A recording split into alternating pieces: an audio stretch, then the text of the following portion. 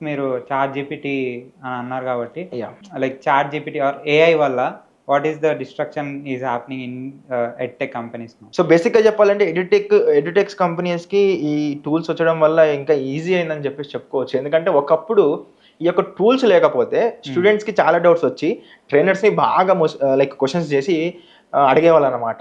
So మాకేమైద్దంటే support like training అయిపోయిన తర్వాతకి training ఎంత టైం అవుతుందో దానికి డబుల్ టైమ్ సపోర్ట్ ఇవ్వడం జరుగుతుందక్కడ. ఫర్ ఎగ్జాంపుల్ 2 అవర్స్ క్లాస్ అయిందనుకోండి. హ్మ్. ఇంకా 2 అవర్స్ డౌట్స్ చెప్పడానికే టైం సరిపోతుండే. ఓకే. ఇప్పుడేందంటే ఈ యొక్క ఎల్ఎల్ఎమ్స్ లైక్ చాట్‌జీపీటీ గాని ఇవన్నీ వచ్చినాయి. క్లాడ్ ఇవన్నీ వచ్చిన తర్వాతకి ఏమైందంటే స్టూడెంట్స్ ఎంత వరకు కావాలో అంతవరకే క్వెషన్స్ అడిగి అన్నెసెసరీ చిన్న చిన్న క్వెషన్స్ అవన్నీ కూడా వాళ్ళు చాట్‌జీపీటీలో చూసుకుంటున్నారు. చాలా వల్ల మాకు కూడా టైం సేవ్ అవుతుంది. వాళ్ళకి కూడా ప్రొడక్టివిటీ పెరుగుతుంది. మాకు కొంచెం బాగుంది. అది ఓకే. లైక్ వాళ్ళకి డౌట్స్ వస్తే వాళ్ళు చాట్ జీపీటీకెళ్ళి సెర్చ్ చేస్తున్నారు, క్వెషన్స్ అడుగుతున్నారు అది ఓకే. ఓకే. బట్ నార్మల్‌గా మీ ఐదర్ పైథాన్ లైఫ్‌లో అయినా వేరే ఎడ్‌టెక్ కంపెనీస్ అయినా how well like we are utilizing AI అవును. మీరెలా యూజ్ చేసుకున్నారంటే అది మీకు ఏమైనా యూజ్ అవుతుందా? లేకపోతే ఎడ్‌టెక్ కంపెనీస్‌లో అలా ఏం లేదా? 100% యూజ్ అవుతది. అండి ఒకటి ఎడ్యుటెక్ కంపెనీస్ ఏదైతే మనం తీసుకుంటామో లైక్ హ్మ్. చూసినట్లయితే ఏ ఎడ్యుటెక్ కంపెనీకైనా కూడా వాళ్ళకి సోషల్ మీడియా ప్లాట్‌ఫార్మ్స్ ఉంటాయి. అవును. ఫర్ ఎగ్జాంపుల్ తీసుకున్నట్లయితే యూట్యూబ్ ఉంటది, ఇన్‌స్టాగ్రామ్ ఉంటది, కొందరికి డిస్కార్డ్ ఉంటది, లింక్డ్ఇన్స్ ఉంటాయి. సో ఫేస్‌బుక్ పేజెస్ అయితే ఉంటాయి. సో ప్రతి ఒక్కరు కూడా డిజిటల్ కంటెంట్ జనరేట్ చేస్తా ఉంటారు.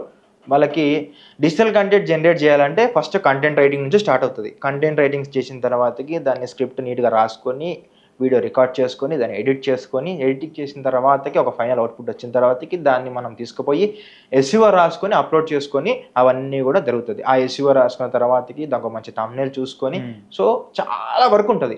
ఈ వర్క్ అంతా గూడా ఈ chat GPT or AI tools ఏవైతే వచ్చినాయో దీనివల్ల చాలా యూజ్ అయింది.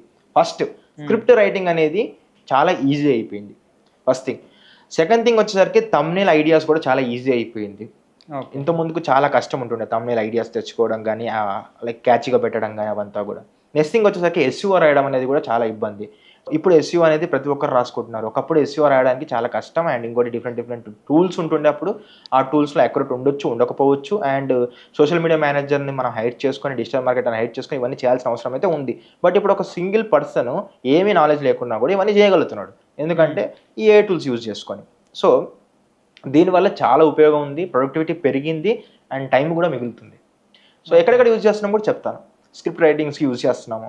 థంబ్‌నెయిల్స్‌కి పెట్టడానికి డిఫరెంట్ క్లిక్ బైట్స్ కోసం యూజ్ చేస్తున్నాము. హ్మ్. కోర్స్ కంటెంట్‌లోని మెటీరియల్స్ రెడీ చేయడానికి కోసం యూజ్ చేసుకుంటున్నాము. ఓకే. క్విజెస్ పెట్టడానికి యూజ్ చేసుకుంటున్నాము.